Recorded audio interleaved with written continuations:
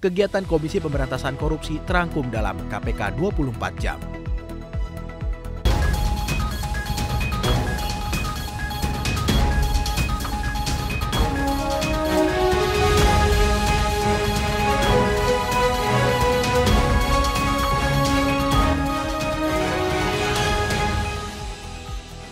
KPK turut mengawal program transisi energi yang dijalankan PT PLN Persero agar jauh dari praktik-praktik korupsi.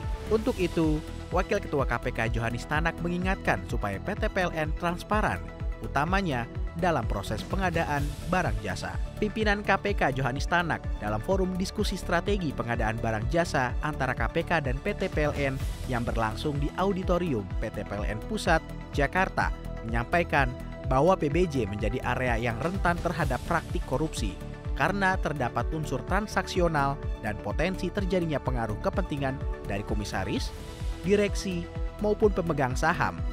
KPK telah menangani 339 kasus korupsi terkait PBJ. Catatan itu menjadi terbanyak kedua setelah kasus korupsi dengan modus suap menyuap. Sementara itu, Direktur Utama PT PLN Persero, Darmawan Prasojo, mengungkapkan arahan dari KPK sangat bermanfaat bagi jajarannya. Darmawan berharap ke depannya KPK dapat terus mengawal dan membantu PT PLN dalam menjalankan tugas. KPK meluncurkan Indikator Monitoring Center for Prevention atau MCP tahun 2024 untuk mendorong percepatan pencegahan korupsi di pemerintah daerah. Peluncuran indikator MCP ini merupakan bagian dari rangkaian Rapat Koordinasi Nasional atau Rakornas Pencegahan Korupsi Daerah. Wakil Ketua KPK Alexander Marwata menyampaikan, tantangan pemberantasan korupsi saat ini adalah penanganan korupsi skala kecil atau petty corruption. Lebih lanjut, Alex berharap KPK dapat fokus memberantas korupsi pada praktik-praktik yang merusak sistem tata kelola pemerintahan dan pelayanan publik. Untuk itu, Kedeputian Bidang Koordinasi dan Supervisi atau Korsup KPK bersama Kementerian Dalam Negeri atau Kemendagri dan Badan Pengawasan Keuangan dan Pembangunan atau BPKP melaksanakan program koordinasi pemberantasan korupsi melalui Monitoring Center for Prevention atau MCP.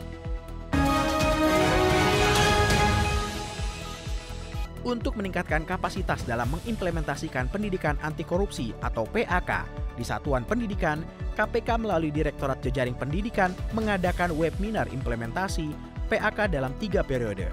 Webinar ini diikuti oleh seluruh pengampu pendidikan di Indonesia.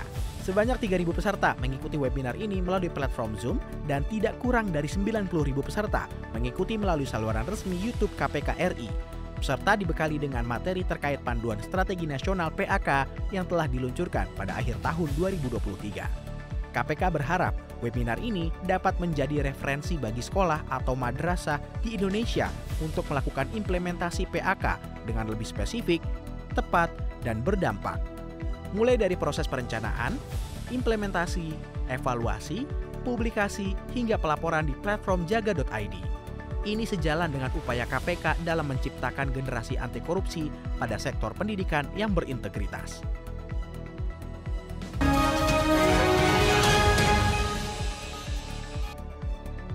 Demikian kegiatan Komisi Pemberantasan Korupsi pada pekan ketiga di bulan Maret tahun 2024 yang terangkum dalam KPK 24 Jam.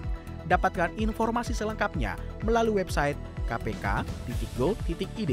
Salam anti korupsi.